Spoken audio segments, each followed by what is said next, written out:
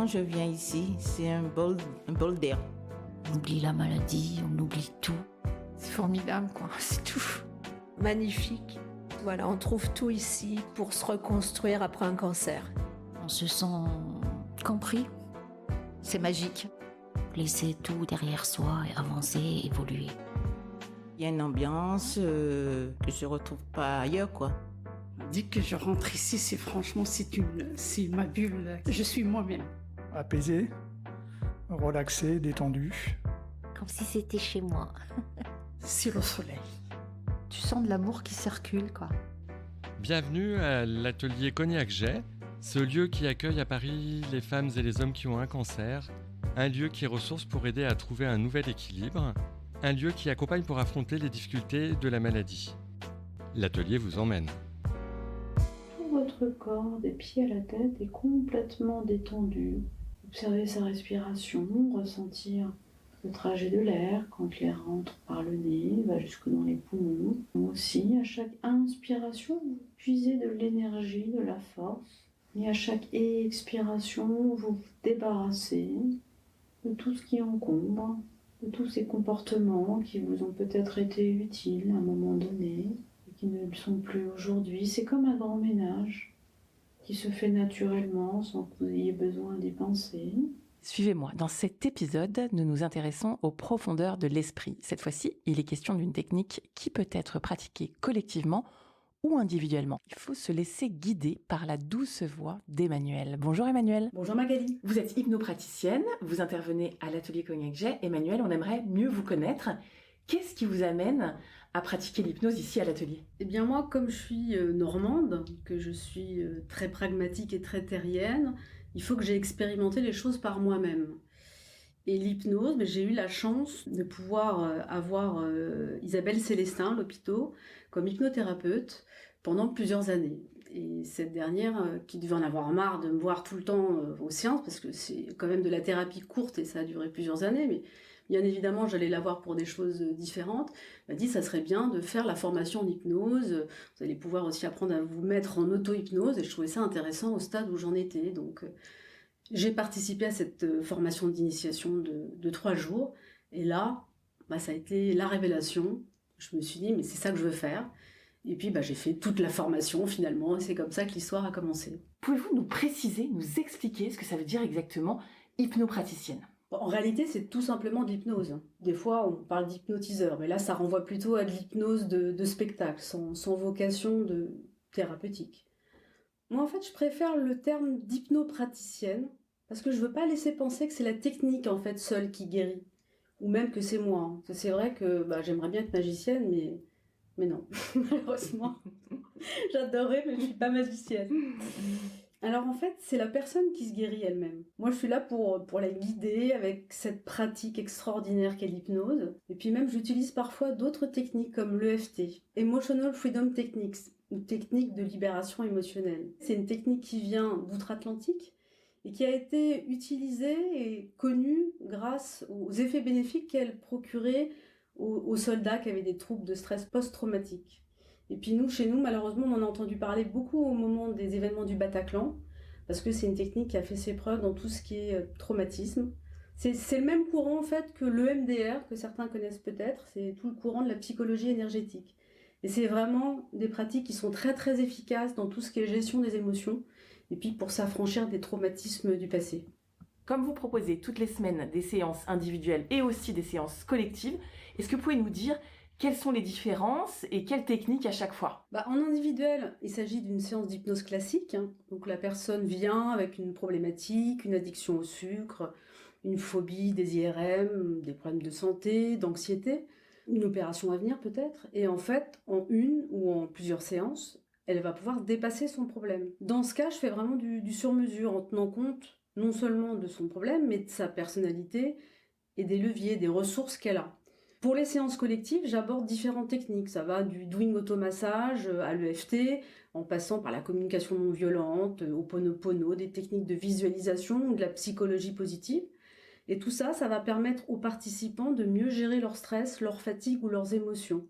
La différence avec le groupe, c'est qu'en fait, il y a toute la dynamique de groupe qui est intéressante, il y a tout ce qui se dit aussi dans le groupe, donc pas simplement avec l'intervenant. Donc c'est une approche complètement différente.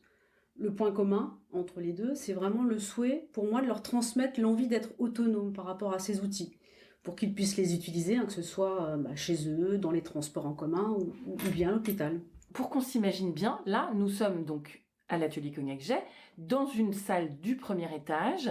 Dans cette salle, il y a 2 fauteuils où nous sommes assises, Emmanuelle et moi, une petite table entre nous. Il y a également une table de massage. Emmanuelle, ça se passe comment? On est allongé, on est assise, vous êtes en face de nous. Qu'est-ce qui se passe? Est-ce qu'on s'endort ou... Alors non, je ne vais pas prendre possession de votre esprit, rassurez-vous. On est face à face.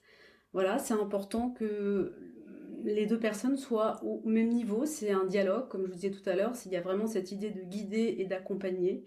Et la personne va se relaxer en profondeur, va lâcher prise, et ça va permettre d'ouvrir finalement les portes de l'inconscient et de pouvoir aller travailler ce qu'il y a vraiment en dessous. Parce que parfois, on est conscient de son problème, on sait bien qu'il ne faut pas manger du sucre, des gâteaux, mais c'est plus fort que nous. Et on voit bien que la volonté ne suffit pas toujours, qu'il y a des motifs, il y a des raisons inconscientes, enfouies. Et c'est ces raisons inconscientes, c'est ces blocages qu'on va aller lever en faisant ces séances d'hypnose. On relâche finalement un peu nos barrières inconscientes, c'est ça? Et on arrive à toucher des choses en dessous? Complètement. L'idée, c'est vraiment de relâcher, comme vous dites, ces barrières, ces protections même des fois. Donc, il y a des personnes qui ont plus de mal à lâcher ces protections que d'autres. C'est pas forcément quelque chose d'habituel, mais c'est ce qui va permettre d'aller dans la profondeur et de pouvoir guérir les personnes, lever les blocages et leur permettre d'avancer plus librement sans entrave. Et vous nous dites que vous n'allez pas prendre possession bien sûr de notre esprit, mais concrètement on n'est pas vraiment endormi, donc détendu bien sûr, comme si un peu dans un état second, c'est ça? Complètement, c'est à peu près l'état qu'on a quand on va s'endormir, juste avant de s'endormir. Certaines personnes pensent qu'on s'endort, qu'on se rappelle de rien. En fait, on est dans un état un peu étrange qui est à la fois de détente totale et à la fois d'hypervigilante, ce qui fait que c'est le bon moment pour faire passer un certain nombre de messages. À qui s'adressent ces cours? La maladie, c'est un véritable tsunami pour la personne et pour son entourage. En fonction de l'étape en fait, où on est, l'hypnose va pouvoir servir de façon différente. Soit on peut être dans l'annonce toute récente d'un cancer, la période de traitement, la rémission, la récidive. Évidemment, les besoins vont pas être les mêmes. Quand on est au moment de l'annonce, avant les traitements, il y a une phase qui est compliquée d'acceptation, où il y a souvent beaucoup d'émotions, de la colère ou de la tristesse, ou même parfois des difficultés relationnelles avec l'entourage, que peuvent créer évidemment l'annonce de cette maladie. Donc là, c'est particulier, on va traiter ces aspects-là. Pendant les traitements, ça va plutôt être sur tous les effets secondaires, de la chimio, des radiothérapies, donc en particulier tous les problématiques de douleur, on parle d'hypnoanalgésie, des problèmes de sommeil souvent, de fatigue, des addictions qui sont délétères pour la santé, comme la cigarette ou le sucre, et puis des phobies. Souvent, il y a des phobies des aiguilles ou des phobies d'avoir des examens à répétition qui n'en finissent plus. Il y a aussi un autre besoin qui apparaît souvent, qui est le fait de se préparer aux opérations à venir, parce qu'il peut y avoir beaucoup d'anxiété, d'angoisse par rapport à ces opérations. Et puis parfois aussi, de se dire que mon mental, il peut m'aider à combattre la maladie, et de le mettre en état de marche pour ça, de favoriser ça. Puis le dernier moment, c'est après les traitements. Là, souvent, il y a une anxiété qui peut apparaître de rechute. Et aussi, ça arrive assez fréquemment qu'il y a ce besoin de reconstruire l'image de soi, de retrouver une confiance en soi, qu'on a parfois perdue à travers la maladie. Et puis, parfois, même, ça peut aller jusqu'à accompagner la personne à un changement de vie. Et puis, la philosophie de l'atelier, d'ouvrir les séances aux accompagnants, c'est quelque chose qui vraiment fait sens pour moi. Parce que je trouve que l'entourage, il est souvent très affecté, il est démuni, il se sent impuissant face à la maladie de ses proches, et ils ont également besoin d'être accompagnés pour traverser cette maladie ensemble. Comment vous arrivez ici, Emmanuelle, à l'atelier Cognac-Jet? Quand vous êtes hypnopraticienne, qu'est-ce qui vous amène là? On arrive ici parce qu'un jour, un des fondateurs vous parle de ce projet, vous le trouvez formidable, en l'occurrence il s'agit de Dr Villeminay, et vous trouvez aussi formidable le projet, les deux, vous ne savez plus lequel est le plus formidable des deux, et vous avez envie d'apporter votre pierre à l'édifice. En plus, j'ai eu la chance vraiment de participer et d'assister à la naissance de l'atelier, même juste avant la naissance, on pourrait dire à la gestation, puisque j'ai fait partie des premières intervenantes présentes à l'ouverture il y a 5 ans maintenant. Vous êtes bénévole pour l'atelier. Qu'est-ce que ça vous apporte à vous de donner ça? Votre temps, votre technique, qu'est-ce que ça vous apporte? Voir arriver une personne qui est triste, qui est abattue ou qui est fatiguée en début de séance, Puis la voir repartir avec le sourire, pour moi, c'est déjà énorme. Bon, quand après plusieurs séances, la personne revient et vous dit que son problème de phobie, de sommeil ou d'addiction a disparu, évidemment, c'est très très gratifiant et ça fait chaud au cœur. Et le top, c'est vraiment la joie de pouvoir aider des personnes à se relever de la maladie et à devenir plus acteurs finalement de leur vie, à se débarrasser de choses qui les ont empêchés jusque-là de faire ce qui comptait vraiment pour eux. Et ça, c'est vraiment la complémentarité des expertises des bénévoles de l'atelier Cognac G qui nous permet de faire ça tous ensemble. Qu'est-ce que vous êtes venu donner, Emmanuel ? Eh bien, de mon temps, de mon énergie, et puis aussi l'idée que la maladie peut être un chemin vers une vie différente, centrée sur ce qui compte vraiment, où on prend une place qui est autre. Bien sûr, la maladie est un choc, une épreuve et une transformation. On a le sentiment de subir, mais on peut aussi reprendre le pouvoir sur sa vie. Et ça peut peut-être vous paraître étrange, mais vous pouvez pas savoir le nombre de bénéficiaires qui m'ont dit qu'ils remerciaient la maladie, parce qu'elle leur avait permis de changer leur vie, de revenir à l'essentiel, et très souvent de développer des parties d'elles-mêmes qu'elles n'avaient pas écoutées jusque-là. On va parler de l'atelier Cognac G. Est-ce que vous pouvez nous décrire pour vous ce que c'est que cet endroit justement ? C'est un endroit tout simplement magique. C'est un lieu complètement à part, un havre de paix. À la fois c'est calme et c'est joyeux. Et j'adore particulièrement le salon, l'entrée où ça papote, ça rit en buvant un thé ou un café. Et puis le jardin intérieur, c'est formidable, quel bonheur. Ça m'est parfois arrivé, je dois avouer, d'y faire des séances et c'est carrément le pied. Quand on est en train de se parler avec Emmanuel, justement, on tourne la tête et on voit cette espèce de paradis de verdure, là, à l'intérieur de Paris. C'est possible alors de l'hypnose comme ça, en extérieur ? L'hypnose, c'est une technique où on se connecte à tout ce qui est sensoriel. C'est extrêmement important, c'est vraiment du psychosensoriel. Et donc, dans un jardin, on n'a même pas besoin d'imaginer l'air ou le vent sur le visage, ou les parfums, on les a en direct live, donc c'est encore mieux. Merci beaucoup, Emmanuel. Je vais compter de 3 jusqu'à 1 et tranquillement à votre rythme, vous pourrez ressortir de cette séance. 3, en sachant que vous pourrez retourner dans cet endroit à chaque fois que vous en éprouverez le besoin. 2, pour vous ressourcer, reprendre de l'énergie. 1, et quand ce sera le moment pour vous, vous pourrez ouvrir les yeux pour revenir avec moi, ici et maintenant.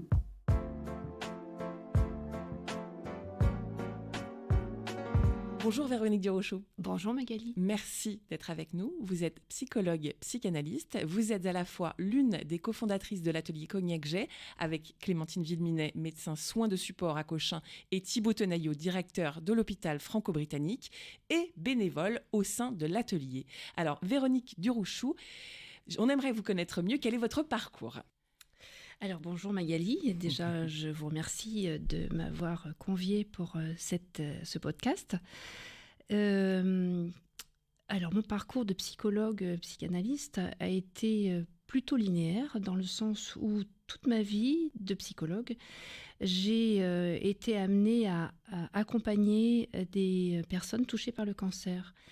J'ai beaucoup travaillé en soins palliatifs, principalement d'ailleurs, pendant 25 ans à peu près, avec le premier réseau parisien de soins palliatifs, le réseau Quiétude, que j'ai quitté l'année dernière. Et j'ai complété ce travail avec une pratique à l'hôpital, où j'ai rencontré Dr Villeminet d'ailleurs, dans l'équipe de soins palliatifs de l'hôpital Bichat. Voilà, et c'est ce qui m'a amené à travailler sur ce projet de l'ouverture de l'atelier. Alors dans cet épisode qui est dédié à l'hypnose, prodigué par Emmanuel à l'atelier Cognac G, on a envie de comprendre la genèse justement de cet établissement. Alors de votre regard, de quel constat cette idée est-elle partie ? Alors, l'idée de l'atelier n'est pas partie, elle a toujours été là. C'est une idée qui m'a accompagnée tout au long de mes études et même avant, puisque même avant de faire mes études de psy, je voulais faire des études de médecine que je n'ai pas faites. Mais en tout cas, ça m'a permis de concilier constamment dans ma tête, dans mon esprit, la complémentarité entre toutes ces pratiques et de maintenir en moi très fortement ce projet d'ouvrir un lieu d'accueil pluridisciplinaire pour pouvoir accueillir de façon très diversifiée des personnes touchées par la maladie et donc les accompagner également sur le plan psychologique et toutes les autres pratiques. Donc, à votre avis, dites-nous quelle est l'ambition première de cet atelier Cognac-J? Alors, l'ambition de l'atelier, c'est de faire de ce lieu unique foultitude de lieux uniques, de maintenir l'esprit de l'atelier tout en le faisant vivre dans des tas d'autres lieux partout, et surtout, je pense principalement de permettre aux gens qui viennent à l'atelier d'avoir envie de créer d'autres lieux. Vous voulez dire, en fait, ça serait un premier exemple, disons, et voué à se multiplier sur le territoire, un petit peu, c'est ça? C'est ça. C'est-à-dire se multiplier les idées, et tout en développant partout la créativité au service de la solidarité. Que chaque lieu soit vraiment un lieu unique, pas forcément qu'on soit un modèle, mais qu'on soit un lieu d'inspiration surtout. Pouvez-vous nous préciser la notion de mieux-être? Ah oui, c'est une question qu'on nous pose souvent. Alors moi j'aime beaucoup cette notion de mieux-être. Sans trait d'union, n'est-ce pas? Sans trait d'union, bien sûr. Expliquez-nous. Alors c'est vraiment choisi dans le sens où dans mieux-être, on a l'idée d'un mouvement. Je vous remercie pour cette question parce que j'adore développer cette notion-là. C'est avant tout l'idée d'un mouvement, parce que dans le mieux, on a vraiment l'idée d'une progression, alors que si on parlait de bien-être, ça serait un état, ce qui est d'ailleurs très compliqué à maintenir, puisqu'en fait, par définition, c'est pas possible de se maintenir dans un état. Donc là, on est dans ce mouvement, et on est dans le mouvement qui permet de devenir soi-même. On sait bien que toutes les personnes qui sont touchées par le cancer sont en train de vivre un moment extrêmement déstabilisant à tout point de vue. Et donc, l'idée du mieux-être, c'est de les aider par notre présence à pouvoir chercher en eux toutes les ressources qui vont les amener à se sentir mieux. Voilà, ce sont même quelquefois des tout petits mieux, mais de ce mouvement-là et de la vie qu'il y a dans ce mouvement est venue l'idée de mieux-être. Une sorte de dynamique. Oui, c'est ça. Une dynamique et une énergie, bien sûr. Véronique Durouchou, quelles sont les conditions pour pouvoir intégrer l'atelier? Alors, mais il n'y a pas de conditions pour arriver à l'atelier. En fait, l'atelier est un lieu qui est ouvert à toutes et à tous, tout type de cancer, tous les stades de cancer, sans condition de ressources ou de... Voilà. Le tout, c'est de pouvoir y arriver, surtout. Même si, depuis quelque temps, et avec le passage du Covid, on a développé des pratiques en visio, c'est-à-dire qu'en fait, on peut même arriver à l'atelier sans vraiment y arriver. Il y a beaucoup de pratiques qui se sont faites par Zoom, ou par tout système de visio d'ailleurs. Donc il n'y a pas de restriction pour arriver à l'atelier, tout le monde est bienvenu. Est-ce que vous pouvez nous raconter ce jour où vous vous êtes retrouvés autour d'une table avec Thibaut Tenaillot et Clémentine Villeminay? Est-ce que vous vous souvenez de ce moment où vous vous êtes dit « Allez, on y va, c'est parti, on le fait cet atelier » Ah, ça, c'est un moment magique. Vraiment, il n'y en a pas beaucoup dans la vie. Des moments comme ça, c'est très, très précieux. C'est une fulgurance. En fait, j'étais avec Clémentine quelque temps avant sur un congrès qui était le cancer vivre autrement. Et elle me fait part que dans quelques jours, elle va rencontrer 2 personnes de la fondation, donc Thibaut Tenaillot et puis un autre médecin qui d'ailleurs n'a pas fait partie de notre équipe pour des raisons qui lui appartiennent, mais qu'on a rencontré ce soir-là. Et c'était juste incroyable, en fait. C'est le 10 août 2016, d'arriver dans ce restaurant, place d'Italie, de s'asseoir à la table, de se dire bonjour, et puis en fait, on ne se pose pas de questions, on sait que c'est ça. En fait, on sait que c'est la bonne équipe. Enfin, la bonne équipe, bon, il y en a un qui n'est pas resté, mais de nous 3, c'est ce moment où on ne se pose pas la question de savoir si c'est la bonne personne, parce qu'en fait, on le sent, on le sait. C'est une rencontre tellement authentique, il n'y a pas de semblant, pas de mascarade, on est juste nous-mêmes, et c'est avec cette authenticité que l'atelier a pu se créer, que nous avons créé cette aventure à partir de cette rencontre et de cette justesse, de cette espèce de naturel qui est celui avec lequel on accueille les bénéficiaires qui viennent à l'atelier. Et c'est également comme ça qu'on accueille les bénévoles qui viennent proposer de venir nous aider. Donc c'est un moment unique, c'est vrai, et c'est une très très très belle rencontre. Merci beaucoup Véronique Durouchou. Merci à vous Magali.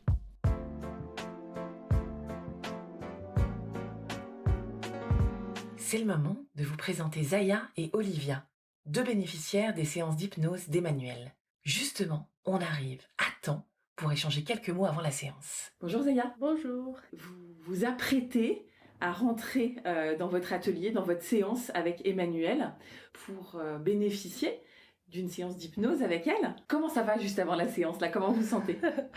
Je vous cache pas, je suis un peu fatiguée là en ce moment, donc raison pour laquelle j'ai fait appel à Emmanuel pour déstresser un petit peu. Je suis en fin de radiothérapie là en ce moment, et pour la préparation à l'opération, en fait j'avais subi une opération le mois de juin dernier. Et j'appréhendais beaucoup, j'avais peur limite, je voulais pas y aller. J'ai fait une séance d'hypnose avec Emmanuel pour gérer le stress et la peur.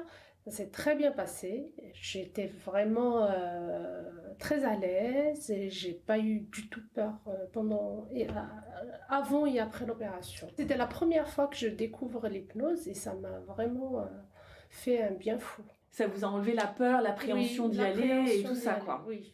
C'est justement la question que j'allais vous poser. Qu'est-ce que vous venez chercher? Qu'est-ce que ça vous apporte justement? Donc, un travail sur la peur, vous dites l'appréhension. Est-ce qu'il y a autre chose, du bien-être? Oui, je recherche de l'apaisement, le bien-être intérieur aussi. Et également la petite voix intérieure. On n'est pas gentil avec nous-mêmes, hein. Il faut pas se le cacher. Du coup, avec les exercices qu'elle m'a appris, Emmanuel, j'arrive quand même à me calmer. Qu'est-ce que c'est, Zaya, l'atelier Cognac J pour vous? Pour moi, c'est un endroit de détente. Ça me permet de séparer tout ce qui est médical et la peur qu'on a chez nous à la maison quand on se retrouve tout seul, en fait. C'est comme ça que je le prends, en fait. C'est un endroit qui va me permettre de me détendre et d'oublier un petit peu les traitements et voilà, le fait qu'on se retrouve après chez nous à réfléchir à tout ce qui s'est passé. Voilà, ça me permet de faire une pause. De faire une pause. Ça dure, je veux dire, dans le temps? Oui, ou... ouais. Oui, ça dure dans le temps et ça me permet d'être moins stressée. Ça m'apporte de l'apaisement. Est-ce que vous pouvez décrire ce lieu, l'atelier Cognac J? Je trouve que l'accueil, c'est chaleureux. On arrive avec le sourire. On oublie tout de suite la maladie. Moi, ça fait cet effet, en fait. C'est réconfortant. Exactement. Et puis, les professionnels, en fait, je trouve que moi, je leur fais entièrement confiance et je suis rassurée, en fait, quand j'arrive ici. Je sais très bien que je suis entre de bonnes mains et je me laisse aller. Faites confiance. Voilà, c'est ça. Comment vous avez découvert ce lieu? Moi, j'ai fait ma chimiothérapie à la clinique Saint-Jean-de-Dieu à Paris.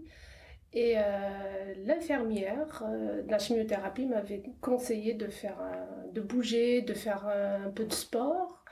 Après, en discutant avec elle, je dis mais moi je fais du sport, j'ai un tapis de course à la maison, dans ma maison. Et elle m'a dit mais ça serait bien de sortir un peu de chez vous pour aller voir d'autres personnes. Il y a un atelier à côté, ce que vous connaissez. Elle a commencé à me parler comme ça. Alors, j'ai dit non, elle m'a dit si, faites un tour, il faut y aller, ça vous allez voir, il y a d'autres patientes, vous allez vous retrouver. Et ce qui s'est passé, en fait, j'ai trouvé une copine on a fini le même jour et on s'est retrouvés ici. Ça fait plaisir quand même d'être entouré par des gens qui subissent la même chose, comprennent peut-être ce que vous subissez. Oui, sans se parler, on se comprend en fait. Surtout de voir les mêmes personnes avec qui on a commencé les traitements et maintenant on arrive à un certain niveau. C'est vrai qu'on est en cours encore de traitement, mais le plus dur est derrière nous. Est-ce que cet endroit vous aide à vous sentir mieux et pourquoi ? Voilà, c'est un endroit de détente, de bien-être, de relaxation, de tout ce qu'on a sur le cœur, on le livre aux professionnels et puis ils nous apportent de l'aide et du soutien. Pour moi, c'est un endroit magnifique. Merci beaucoup Zaya. De rien. Et bonne séance. Merci beaucoup. On va commencer par détendre le visage, et en particulier les mâchoires et la langue. Souvent, on s'en rend pas forcément compte, mais on a tendance à crisper les mâchoires. Donc là, on prend le temps de détendre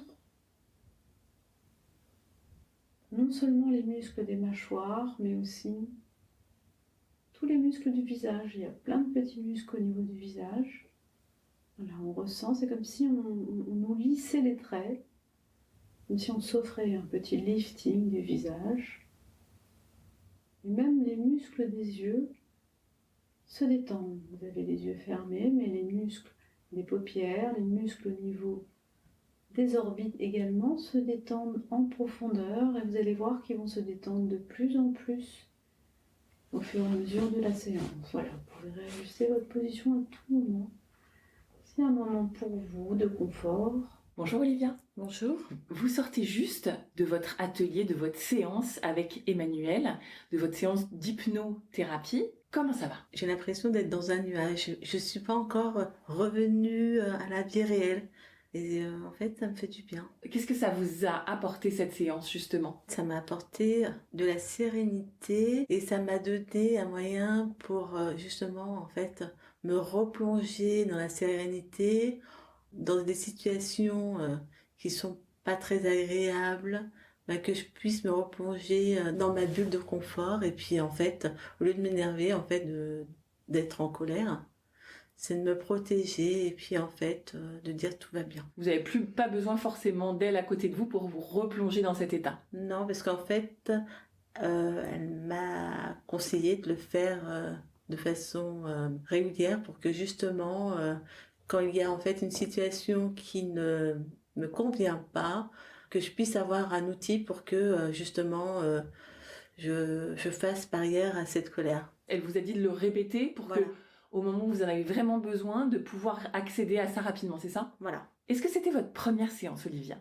Oui. Est-ce que vous connaissiez déjà cette technique ? J'en ai entendu parler. Comme disait Emmanuel, en fait, la sophrologie et puis en fait l'hypnose sont très proches. Donc en fait, j'ai un peu retrouvé de la sophrologie. Qu'est-ce que vous recherchez à travers cette technique d'hypnose ?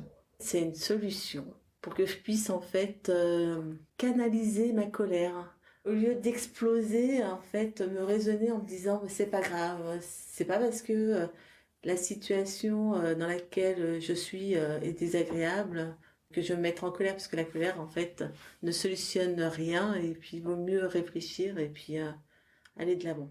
Olivia, qu'est-ce que c'est l'atelier Cognac Jet pour vous ? C'est un peu en fait une bulle d'air en fait, comme on revient de loin, en fait on respire et on est entre nous et c'est ça qui m'a plu. Quand on arrive à Cognac Jet, on a des ateliers, on a des propositions et c'est à chacun de voir en fait quelles sont les animations qui nous conviennent le mieux. Et des fois en fait l'équipe Cognac Jet va vous proposer quelque chose qui selon eux peut apporter quelque chose parce qu'en fait on n'y pense pas. Comment est-ce que vous avez découvert ce lieu ? J'ai eu de la chance en fait. Racontez-nous.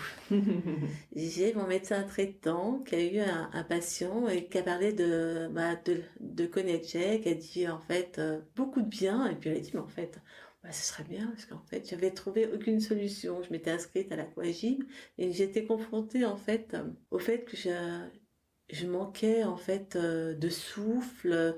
J'étais moins en forme que l'ensemble des personnes avec qui j'étais.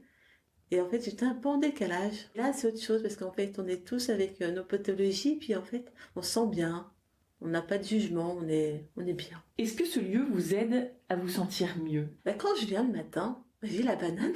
Et il me dit, j'ai rencontré peut-être une de mes copines avec qui je parle pas mal. Et puis, des fois, elle est pas là, mais c'est pas grave parce qu'en fait, on a d'autres qui sont tout aussi charmantes. Et puis, en fait, elles sont toutes dans la bienveillance. Et puis, le papotage aussi, j'aime bien. On est tous un peu sensibles. Même au timbre de la voix, on y est sensible. Je pense qu'on fait attention un peu à pas trop bousculer les uns et les autres. Merci beaucoup, Olivia. Merci beaucoup. L'atelier Cognac Jet vous remercie pour votre écoute et espère vous avoir donné l'envie de découvrir la suite.